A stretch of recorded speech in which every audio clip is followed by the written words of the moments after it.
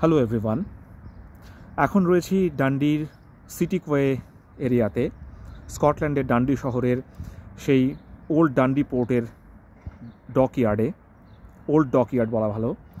এবং গত ভিডিওতে যে জায়গাতে শেষ করেছিলাম, এই ভিডিওতে সেখান থেকেই শুরু করছি। এখানে দেখবার মতো কিছু জিনিস আজও রয়ে গেছে পুরনো নিদর্শন হিসেবে, যেরকম এই রিভলভিং ব্রিজটা, যে ব্রিজের ওই দিকে একটা অংশ এবং এই দিকে আরেকটা অংশ। খুব কাছ থেকে দেখলে দেখতে পাওয়া যাবে যে এই ব্রিজটাকে কোনোভাবে কোনো একটা মেকানিজমের মাধ্যমে ঘুরিয়ে জয়েন করবার ব্যবস্থা ছিল। এই সেই জায়গা যেখানে ব্রিজটা মাটির সঙ্গে কানেক্টেড, মাটির সঙ্গে লাগানো অবস্থায় রয়েছে, এবং এইখান থেকেই এটাই হচ্ছে ব্রিজের সেই কবজা যেখান থেকে ব্রিজটাকে ঘোরানো হতো। হয়তো কোনো রকমের চেন সিস্টেম বা অন্য কোনো ধরনের সিস্টেম ছিল যেটা আজকের দিনে বোঝা মুশকিল।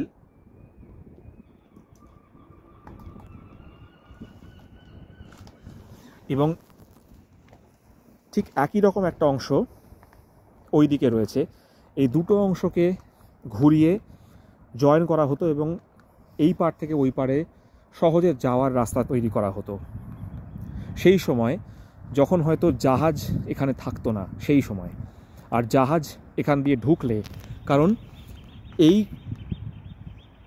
নর্থ সি থেকে টে নদী দিয়ে যখন জাহাজ আসতো, সেই সময় জাহাজকে এইখান দিয়েই ঢোকানো হতো এই ডকে, এবং এখানে নোঙর করানো হতো।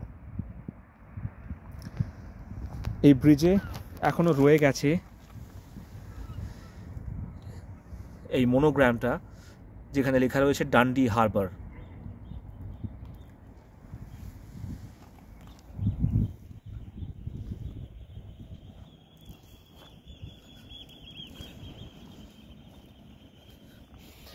জলের মধ্যে এখানেও বিভিন্ন পুরনো স্ট্রাকচারস পড়ে রয়েছে, একেবারে শ্যাওলা ধরে গেছে সব কিছুতেই। হয়তো কোনো কাজে ব্যবহৃত হতো যেগুলো আজকের দিনে বোঝা মুশকিল।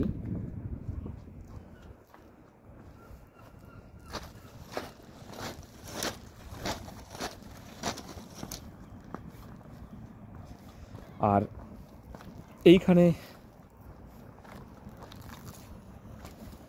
এই যে জিনিসটা, খুব সম্ভবত এটা জাহাজ বাঁধার কাজে, অর্থাৎ জাহাজের দড়ি বাঁধবার কাজে ব্যবহৃত হতো। এখন সবই রিটায়ারমেন্টের খাতায়।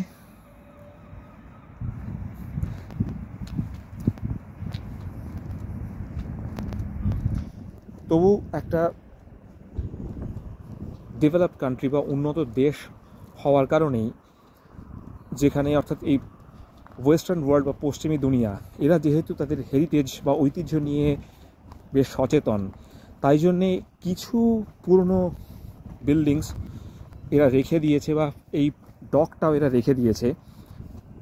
কোনোভাবে এটাকে বুঝিয়ে এরা রিয়েল এস্টেট করে ফেলেনি, বাড়িঘর তো তৈরি করে ফেলেনি, প্লট করে বিক্রিও করেনি, যার জন্যে কিছু অতীতের নিদর্শন রয়ে গেছে। এবং এরা চেষ্টা করছে যে তাদের ঐতিহ্যকে বজায় রেখে সেগুলোকে নতুনভাবে ব্যবহার করা, যেটা সত্যি প্রশংসার যোগ্য। এখানেও একটা খুব বড় লোহার কড়া রয়েছে, যেটাকে এক হাতে আমার পক্ষে তোলা খুবই শক্ত, ভীষণ ভারী। হয়তো এটাও জাহাজের দড়ি বাঁধবার কাজে কোনো না কোনো সময় ব্যবহৃত হতো। এদিকে এই ধরনের আরও বেশ কিছু মাটির সঙ্গে লাগানো কড়া রয়েছে।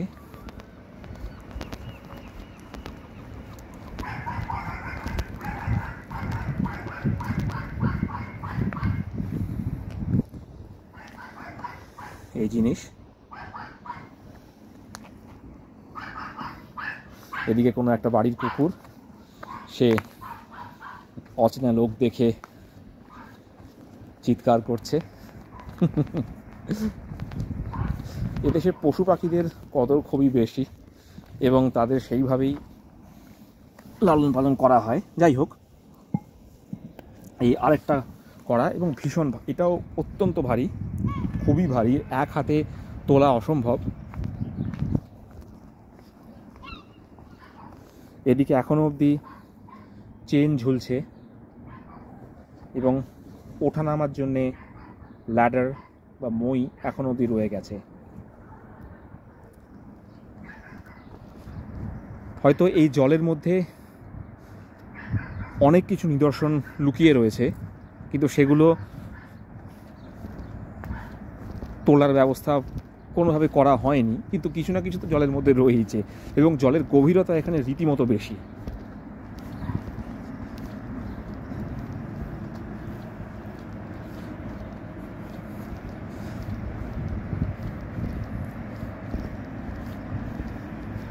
এখন এই পুরনো অব্যবহৃত রেলওয়ে লাইন ধরে আমি আবার চলেছি, এবং এবার যাব ওই পারে আর দেখব এই HMS Discovery, sorry HMS unicorn খুব সামনে থেকে।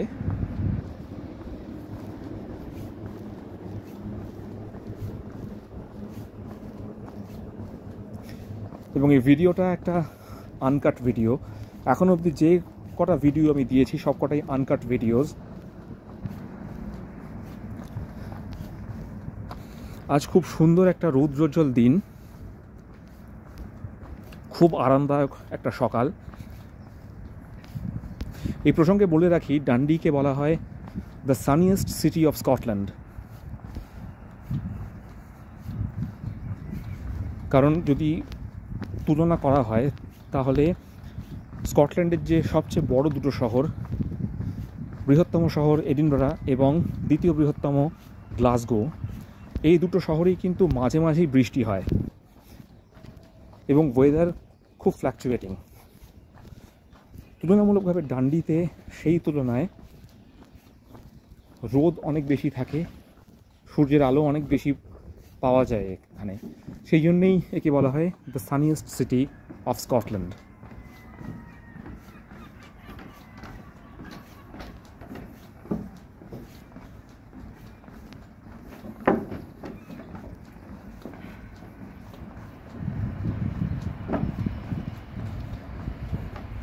লোকজন কম থাকার জন্যে বা টুরিস্টের আনাগোনা সেভাবে না থাকার জন্যে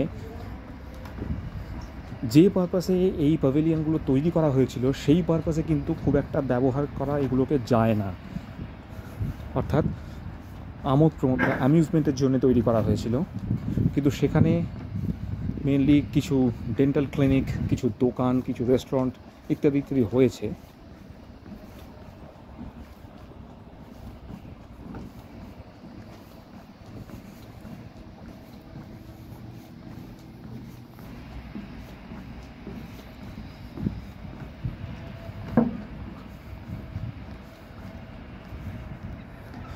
রোদ পড়ে জল চিকচিক করছে। ডান্ডি শহরটাকে চট করে বাইরের পৃথিবীর লোক খুব একটা জানে না। স্কটল্যান্ডে এলে বেশিরভাগ লোকজন তারা এডিনবরা, গ্লাসগো এবং স্কটিশ হাইল্যান্ডস, মোস্টলি এই তিনটে জায়গা ঘুরে ফেরত চলে যায় ইংল্যান্ডে। কিন্তু স্কটল্যান্ডে এই কটা জায়গা ছাড়াও আরও বহু দেখবার জায়গা আছে, তার মধ্যে এই শহরটা অন্যতম, কারণ এখানে এখনও এমন কিছু জিনিস রয়ে গেছে বা রয়েছে যেগুলো কিন্তু সত্যি দেখবার মতো এবং পর্যটকদের আকর্ষণ করতে পারে রীতিমতো।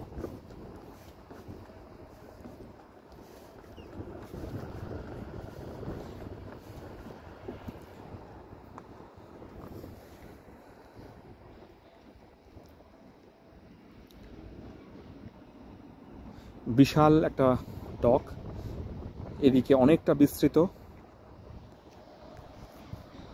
আবার এদিকেও।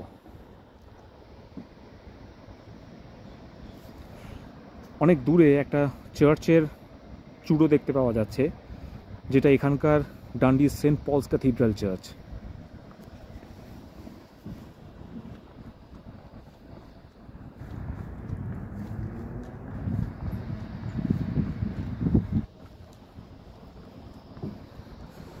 দূরে একটা ভাঙা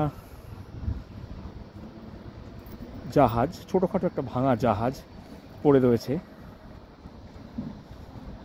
হয়তো একদিন এই জাহাজ না জানি কত কাজে ব্যবহার করা হয়েছে, কিন্তু আজ তার প্রয়োজন ফুরিয়েছে এবং তাকে যখন নোঙর করা হয়েছিল সেভাবেই তাকে নোঙর করিয়ে রেখে দেওয়া হয়েছে। তার কোনো মেনটেনেন্স নেই, কোনো রক্ষণাবেক্ষণ নেই, কিছুই নেই।